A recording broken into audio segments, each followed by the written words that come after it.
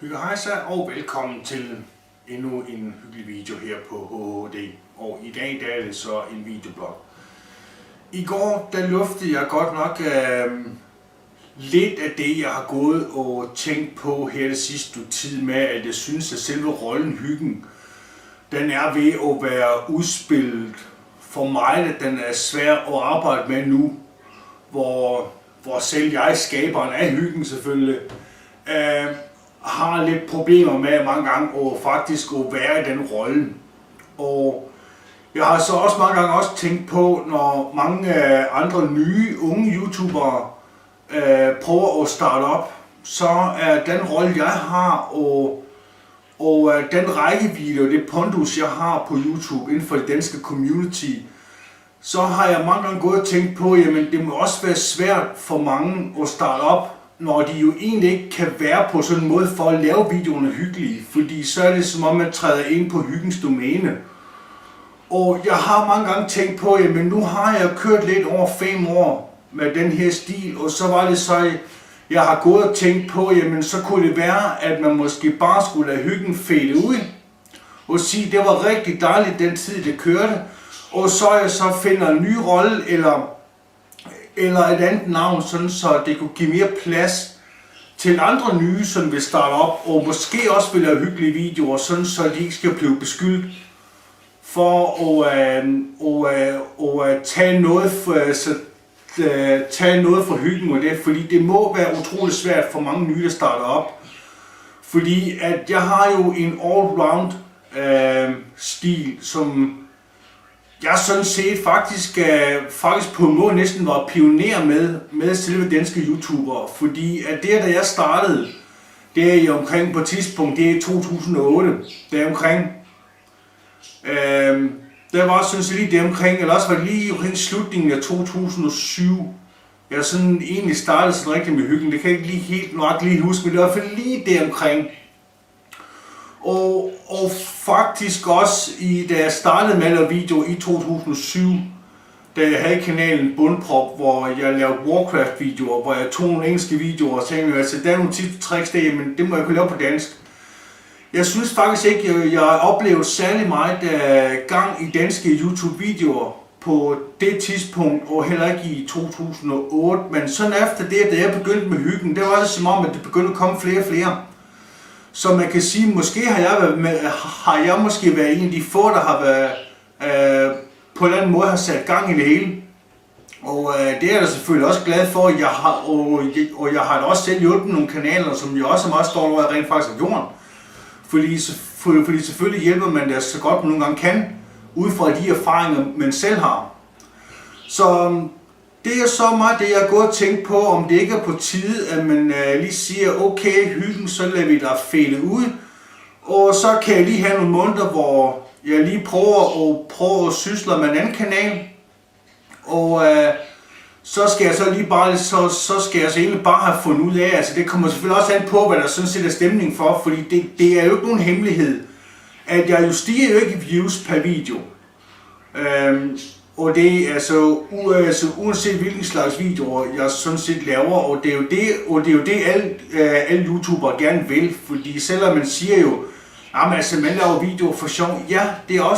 er faktisk også meget sjovt at lave en video og det. Men grunden til, at man lægger den på YouTube, det er vel et eller andet sted for, at man vil vise, hvad man har lavet, og så at man så kan få views ud af det. Og man så kan se, jo flere år man kører, og det at man kan mærke, at man når langt ud, og man kan mærke, at det hele kører, ja, så ønsker man jo selvfølgelig, at ens kanal vokser ved, at man har flere og flere views på sin video, i og med at man gør mere og mere ud af sin videoer.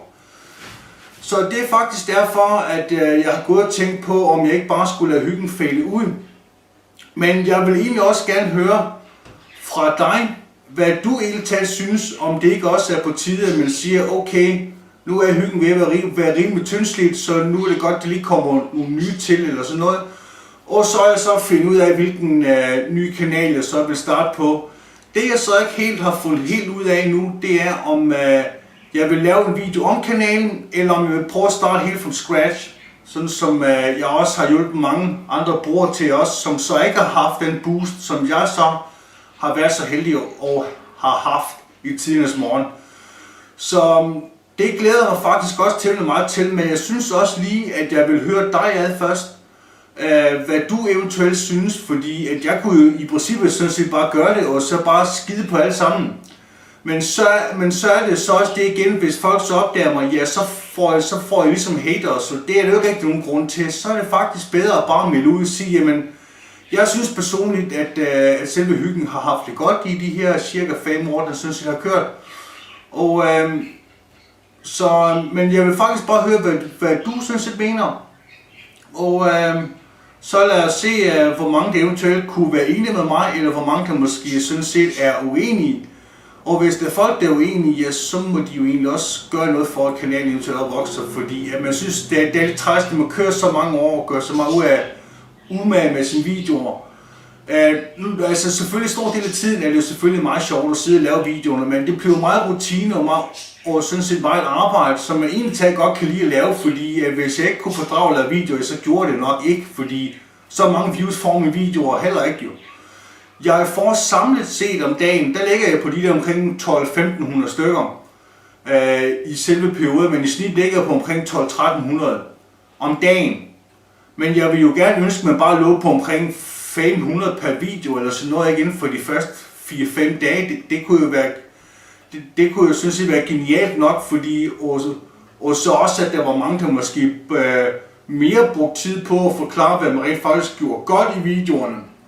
frem for altid brokser over, hvad det ikke blev lavet, fordi som regel dem, der brokker sig, det er folk, der ikke har sendt videoer,